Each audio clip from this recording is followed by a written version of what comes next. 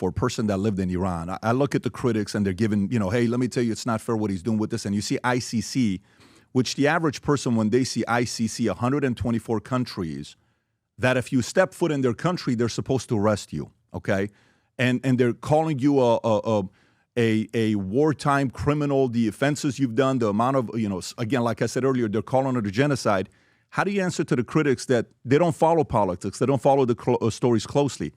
But if they see if they see 120-something countries that if you land there, they're supposed to arrest you, the average person is going to say, maybe this isn't a good guy. Yeah, well, they said that about Churchill, too. He was a warmonger when he was talking about the German Axis and the danger to the West.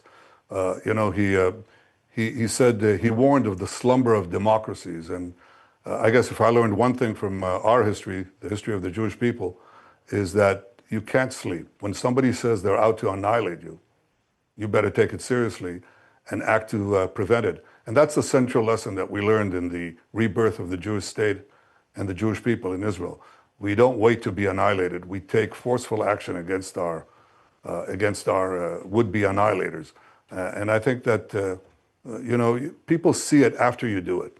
After you do it, after you realize your vision, then people say, well, yeah, we begin to understand it. But they don't before, and that's certainly true of the case here. In the United Nations, you have 180 countries, 190 countries, and a great majority would tell you that the earth is flat. It doesn't make it flat. And the vilifications against Israel is a country committing genocide and other war crimes. That doesn't make it true either. Let me tell you, did you ask me about the ICC prosecution just now? Mm-hmm. Well, let me tell you about that. So we were going to have this ICC prosecutor who's since been basically put to pasture. This ICC prosecutor was going to come to Israel in the beginning of the war. And he said, well, Israel has, it has a proper judicial system, and I don't see any real problem there. And he was about to come. And a day before he's about to come, he suddenly cancels the trip. And 2 days later, he issues this war crimes charge against me and the former defense minister. And we didn't understand, why did he do it?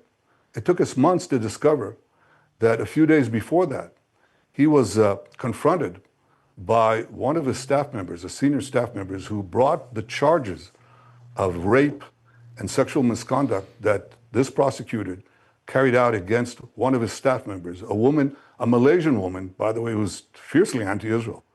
But she had suffered this harassment and these rapes for over a year.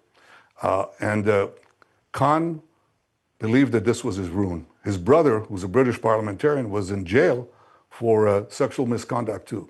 So he said, that's it, that's the end of me. And then he figured out that there's one way to get out of this, and that is to deflect the entire conversation, to preempt it by blaming the Jews and blaming the Prime Minister of the Jewish state.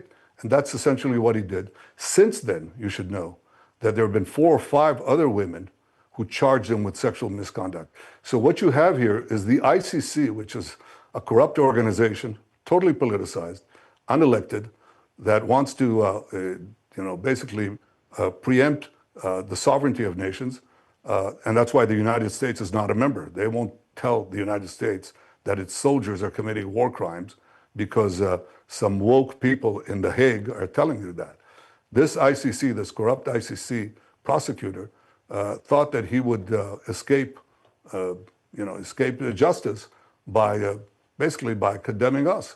And that's what he's done. And I think a lot of countries are waking up to that. It's sort of embarrassing when your chief prosecutor is doing such a corrupt and heinous thing.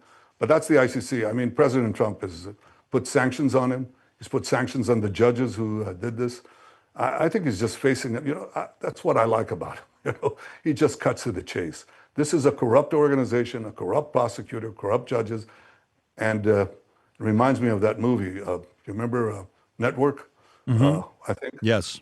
We're not going to take it anymore. And it's not just Israel, because if they target Israel and they say to a democracy defending itself against these savages, you can't defend yourself, then no democracy is safe, and America isn't safe.